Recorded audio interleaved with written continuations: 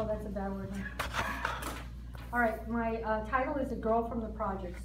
I heard that we have to have a balanced life, spiritual, career, family, personal, and work.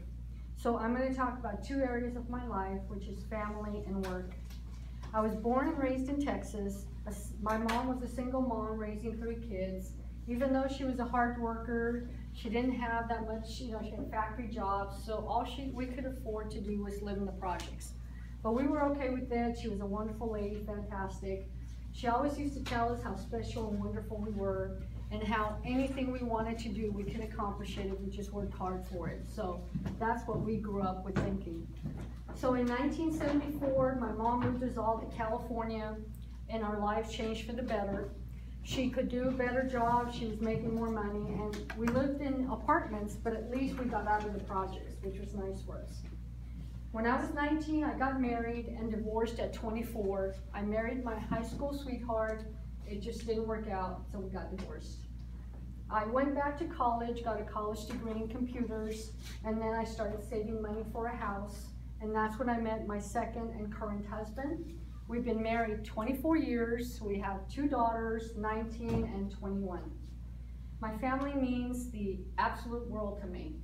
But after 24 years of working for a job and being a domestic engineer, I'm exhausted, I'm tired. And whenever it comes to my family, I always, when there's a problem and they come to me, I jump for action right away. I take over, I push them aside. I've got to do this, I've got to solve the problem. And it's just exhausting. It's just exhausting. I voice my opinions. They just get out of the way because I'll run them over. But I've tried to change those kind of things. I've tried to do things differently. Like, for example, I told my daughters they have to do their own laundry, and I can tell they do their laundry at least once a month because I can walk in their bedroom and you cannot see an inch of the floor. It's all full of clothing all over the place. But I just let it go, close the door, and walk away.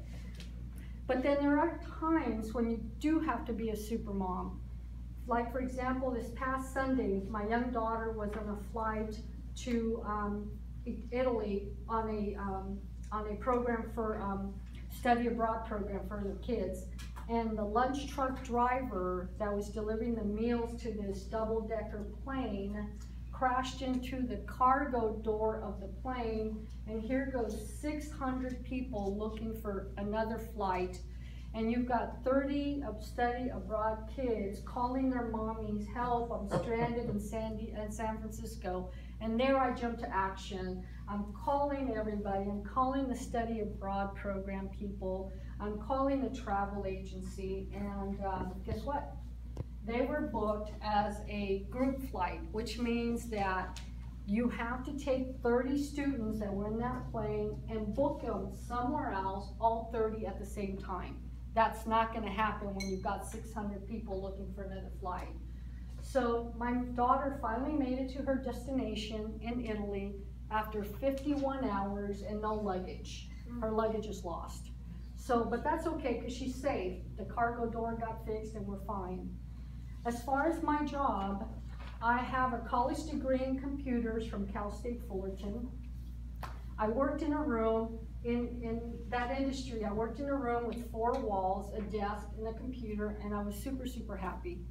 When my daughters were born, years later, I took a job working for a website vendor, working from home, again, 4 walls, a desk, a computer, and I was in heaven. That's who I am.